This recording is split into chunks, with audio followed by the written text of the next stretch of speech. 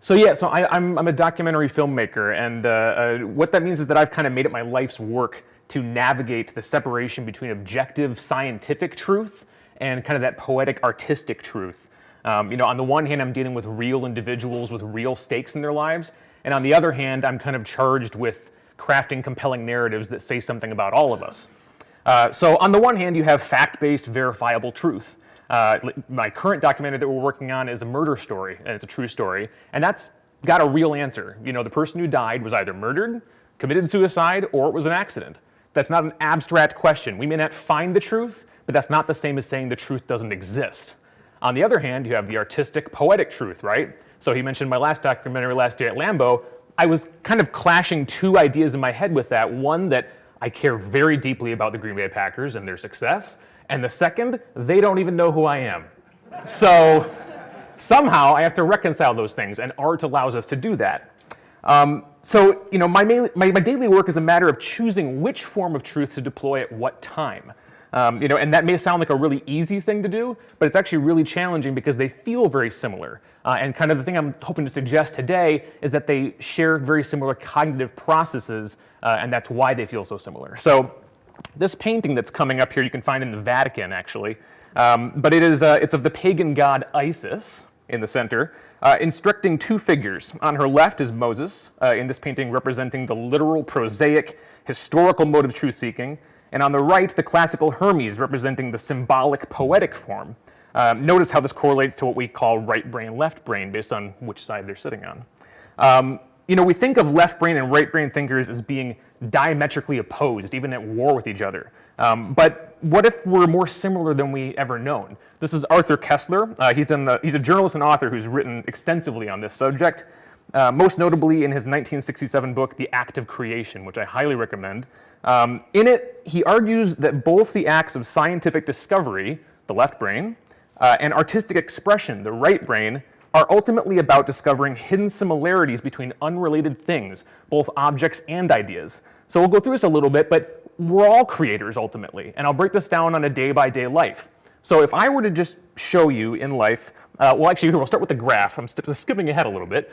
This graph coming up just kind of shows you this projection of objective, verifiable truth down to subjective. The hardest of sciences, right? Chemistry and biology. And the further you go down there, you get more and more murky, more and more abstract, less and less science, more and more kind of that artistic truth. But where's the line? Where do you cut it off? And there's a lot of debate about that. So in day-to-day life, we're all creators. If I just show you a golf ball and I ask you, what does the golf ball mean? You would be kind of confused by what I'm saying. But if I show you a golf ball and a broken window, you'd see a pattern. You'd say, the golf ball came through the window. That could totally not be true, but we're going to do it anyway. That this is circumstantial evidence in a criminal trial. The earliest Soviet filmmakers really experimented with this idea a lot. They wondered if human beings are naturally compelled to detect hidden relationships between different things, could cinema play on this same idea? They treated art as a science, and they conducted experiments on this, the most famous of which was the Kuleshov experiment. So what they did in that experiment is they did a shot of a blank, expressionless face, and they cut it next to a shot of a bowl of soup. They screened this for audiences, and upon leaving the theater, the audiences raved about how hungrily the man looked at the soup. And they talked about how subtle his performance was. But then they showed another audience the same face cut with a shot of an attractive woman laying on a couch. And then that audience came out and said how lustful the man was looking at this woman. But the face hadn't changed. It's the exact same shot. So, this is something that you can take into the hardest sciences on the spectrum, right? Chemistry we can talk about. Chemical A, bears no inherent, relationship between chemical B until the chemist suggests that there might be. And then we put those two elements together and see what happens, see if we create a third thing, right? It's the same way that the filmmakers try and create the idea of hunger and decide, okay, what pieces can I find to clash together to create that? It's the same thing with human test subjects in an experiment. You start with everyone in the same condition.